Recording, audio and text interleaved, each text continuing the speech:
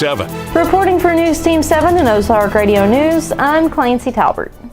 As a result of the success of recent 4th of July celebrations and fundraising earlier this month, the Willow Springs Chamber of Commerce was able to present the local police department a check containing the proceeds. The events that raised the money were the I Ran from the Cops 5K and SWAT Challenge, both of which test the physical endurance of their participants. Officials with the Chamber state that these events were a big success and look forward to an even bigger event for the third year of these efforts. The check that was made out to the Willow Springs PD came out to $1,422. A man from Hartville and a woman from Monette are being charged with sexual assault following an investigation in Wright County, Missouri. According to the probable cause affidavit, the Hartville and Monette police departments were dispatched to a residence after getting a call about a disturbance on July 1, 2024. Once on scene, police found Randy Brown and Amy Matledge standing over a woman sitting undressed on the bed. Police did note that the victim did have autism. During an interview with Brown and Matledge, they found that these sexual assaults happened in Monette on May 24th and Hartville on May 25th. Matledge stated that she and Brown were married and she allowed him to sexually assault the victim while she stood outside to deter anyone if there were screams. During an interview with the victim, she stated that Brown performed sexual acts on her even after she asked him not to. According to the police, both Brown and Matledge had active warrants for their arrests surrounding sexual abuse allegations in Lawrence County. Randy Brown admitted to the accusation and was charged with 3 counts of sodomy and 3 counts of sexual abuse. Amy Matledge was charged with trafficking for the purpose of sexual exploitation and sexual abuse. Both were denied bond and are being held at Lawrence County Jail. Senate Bill 751, a bill that will lower the price of drugs, was passed without the signature of Governor Parson and will begin next month.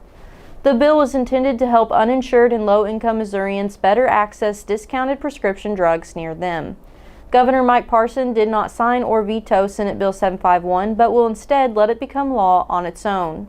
The legislation limits 340B drug contacts between Missouri hospitals, healthcare centers, and local pharmacies. In an interview with Missouri Net, Parson stated, "That's probably one of the bills that's been the toughest to try to figure out what is really the best thing to do here, not only for the 2 entities that I want to say have a huge interest in that bill, but what I'm looking for every day is what it's going to mean for the everyday citizen. And the other thing is, the truth of it is the lack of transparency in the bill. The drugs that are available now at the discount will be brought down to and can be found at your local pharmacies." For more information on these stories and more, visit ozarkradionews.com. Thank you for tuning in. Drew will follow up with a look at sports. I'm Clancy Talbert. Have a great day. Hirsch Feed and Farm Supply, we have it all for you. Hirsch Feed and Farm Supply, where we love what we do. All the products that you want at a price you can't afford. Hirsch Feed and Farm Supply, we're more than a farm store. Garden, clothing, pet supplies, farm and household too. Fencing, automotive, hey, we deliver too. Hirsch Feed and Farm Supply since 1974. Hirsch Feed and Farm Supply, we're more than a farm store. News Team 7. Thank you, Clancy, for that news update. Good afternoon. This is Drew Joyce with Ozark Radio News and News Team 7 for your sports. The MLB Home Run Derby, Bobby Witt's final swing hit the wall near the 410 mark at Globe Life Field. Another 2 or 3 feet to the left, and it would have cleared the wall, and he would have tied Teoscar Hernandez of the Dodgers in last night's Home Run Derby.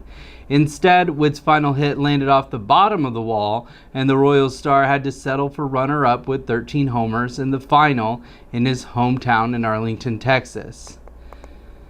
St. Louis City SC steps on the pitch tomorrow as they take on the Seattle Sounders. The club has been plagued with scoring problems through the season, in their last 5 matches being outscored 9-14. The season started out decent, but slowly has been declining and losing close matches. In their last outing in May, together, the Sounders won 2-1. The match will be in Seattle with a start time of 9:30. Tonight, the All-Star Game will be underway at 7:30 in Dallas, Texas. For the National League, the Phenom rookie pitcher from the Pirates, Paul Skeens, will take the mound. In the last 3 games, he's pitched a 1.35 ERA with 10 hits allowed and 28 strikeouts. For the American League, Corbin Burns will take the mound, pitching a 2.84 ERA with 22 hits allowed and 17 strikeouts. For more sports, run over to ozarkradionews.com/sports, but stay dialed in. Next, we'll have John Thomason in the Weather Center. For Ozark Radio News and News Team 7, I'm Drew Joyce, signing out. This summer, make memories that will last a lifetime with the perfect SUV from Bailey Chevy GMC. Wherever the road takes you, make sure that you're riding in style, comfort, and safety. What better way to hit the open road than with an SUV that fits your family and all your luggage perfectly? Head on over to Bailey Chevy GMC in beautiful downtown Willow Springs today to find the right SUV for your family, and together, let's drive. Go 4693111. Bailey team is gonna get it done. News Team 7. Thank you, Drew, for the sports update. Good afternoon. I'm John Thomason with Ozark Radio News and News Team 7 in the Weather Center. For today, we currently have a heat advisory through 8 p.m. this evening, and with possible severe weather, we have a flood watch until 7 a.m. tomorrow morning. Otherwise, it'll be mostly sunny and very hot with a high near 97. Heat index values could reach 106. Tonight, showers and thunderstorms are likely. 1 to 2 inches of rain is possible. And tonight, the low will be around 71. Tomorrow, showers and a possible thunderstorm throughout the day, with new rainfall amounts up to 3/4 of an inch. The high will be around 85 and cool off into the night to a low around 65. For more weather information, go to ozarkradionews.com/weather and check out daily and weekly weather updates, closures, delays, and more. Thank you for tuning in. I'm John Thomason. For more news, visit ozarkradionews.com. Powered by News Team